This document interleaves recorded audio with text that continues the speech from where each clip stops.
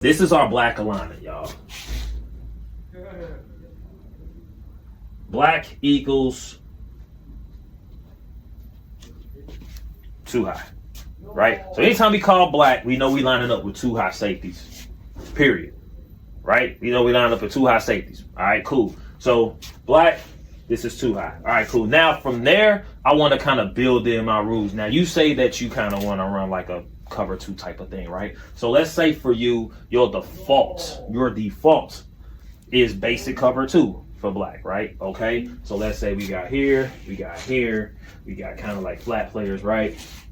We got our rusher, don't just have whatever angles you want to use. Preferably, you probably want to rush them to the offense, so you're probably going to face right-hand quarterbacks probably more. So let's say, all right, we're flushing always here, right? So knowing that, right, now it's like, okay, where do I position my corner and my linebacker? If I know predominantly we're going to be playing right-hand quarterbacks, we probably going to rush them to the offense. I probably want my short spot killers over here and my better coverage players over here. Does that include the safety as well? That includes the safety as well. Okay, so just this half? No, okay, gotcha. Yeah. So like, I probably want my best flag pullers here because I know that if I rush this quarterback to the offhand, they're probably going to run the ball. So I want girls over here that can flag pull. I want girls over here that can play coverage. What I would suggest is this, and this is why this is important, right? I would suggest that if you line up in black and you say, yo, we in black, the default rules would be, hey, listen.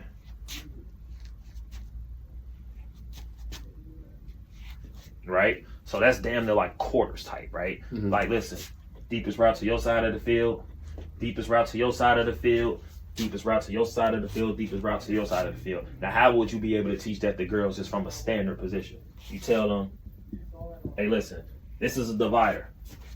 This has... Is it the rushers, the divider? No, the middle of the safeties. Gotcha. Right? This is a team, that is a team, right? You guys work in tandem, you guys work in tandem. Right? The safety is the quarterback for this side of the field. The safety over here is the quarterback for this side of the field. That's why I say your safeties, they don't necessarily have to be your most athletic, but they need to be your smartest. From a structure standpoint, this is what our black two-high system looks like, right? You take the deepest route to your side of the field. You take the deepest route in the middle.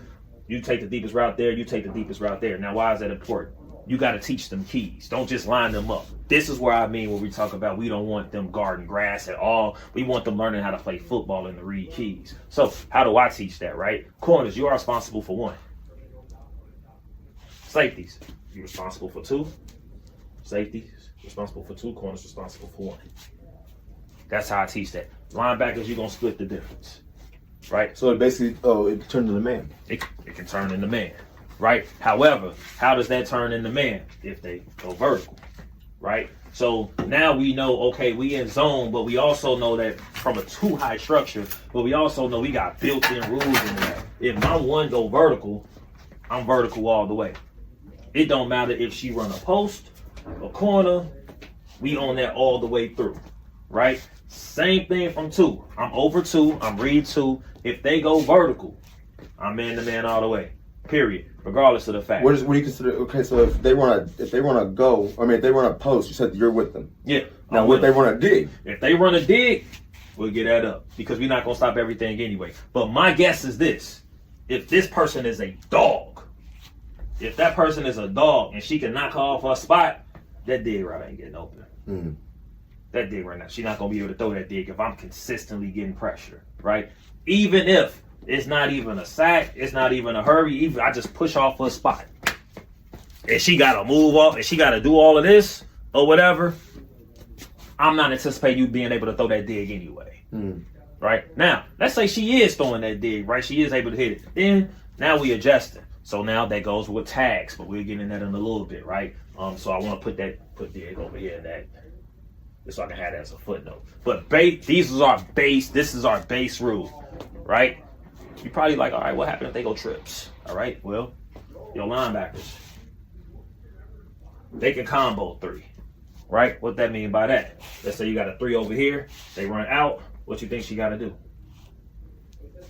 What if they let's say you got one right here, two, Let's say you got 3. Let's say you guard What trips. is the first? What is number 1 doing? The go. Let's say she going to go, and let's say she go vertical too as well. So then 3's the linebacker. Right? Let's say she run go ball, she run a post. They send 3 on the out route. 3's on the linebacker. Yeah, 3. So linebacker, you got to let your linebackers know that anything that go to the flat though, you got to go. Right? If you ain't got nothing to the flat,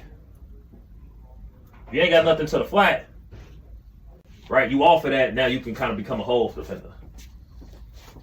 And now are they just? And this is what I mean by they combo on the 3, because it's like if this person go here, yo, I'm in.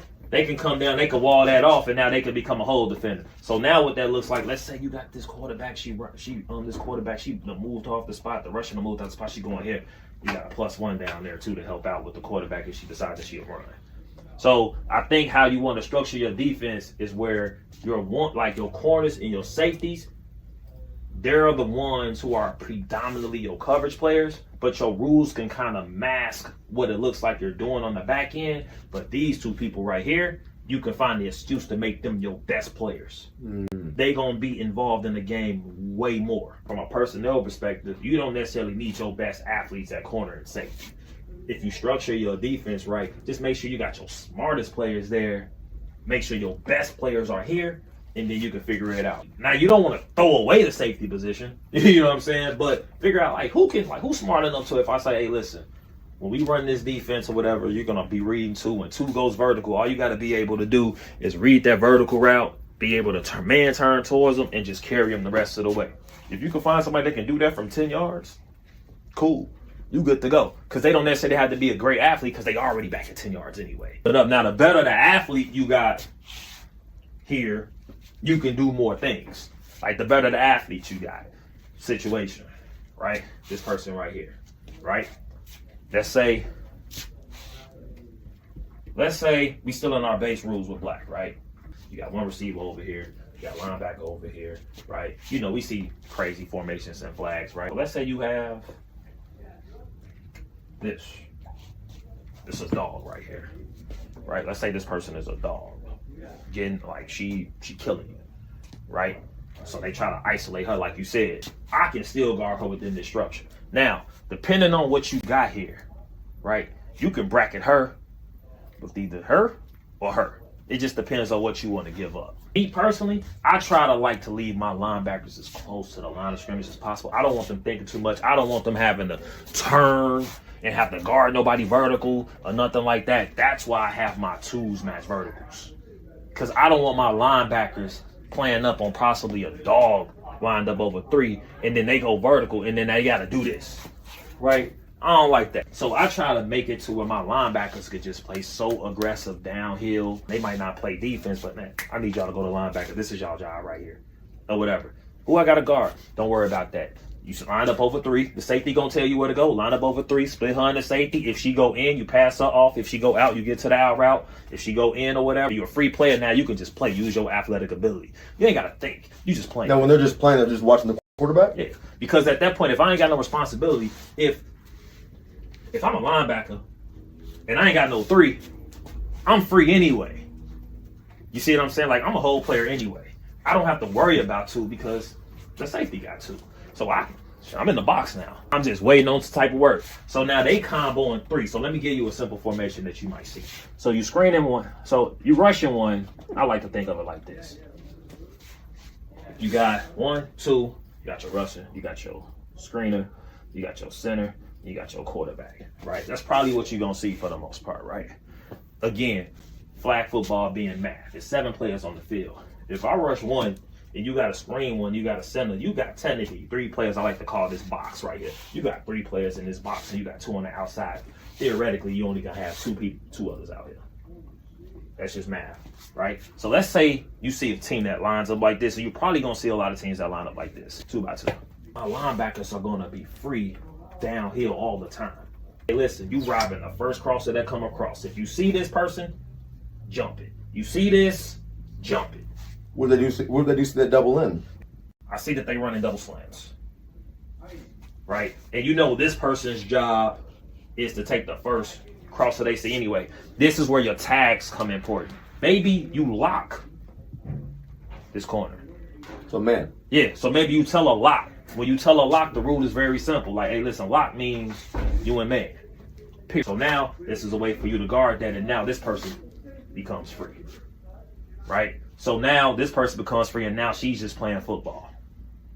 So now it's like it turns into a trap cover, so to speak. You got man on his backside, right? You got man on his backside, but you got your two high structure over here. Mm-hmm. Right? So now you got a combo coverage going on. You got man on the backside. You kind of got like a cover. You kind of like a man type zone match zone going over here, but you got pure man over here. Yeah. So now what ends up happening is the same picture that she thought she was seeing, you now changed it because you added tags to it.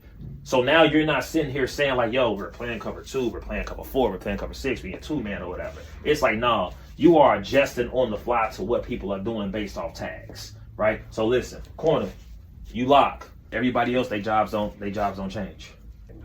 To your point, if they're running double ends and they exploiting that, then your adjuster becomes your corner because you already know she gonna take the first cross that she see anyway. So now you tell your corner, hey yo, we in black. I want my ones to lock. That's a universal sign for like, hey, if I say my ones lock and block, you in man to man, regardless of the fact, even if they go under.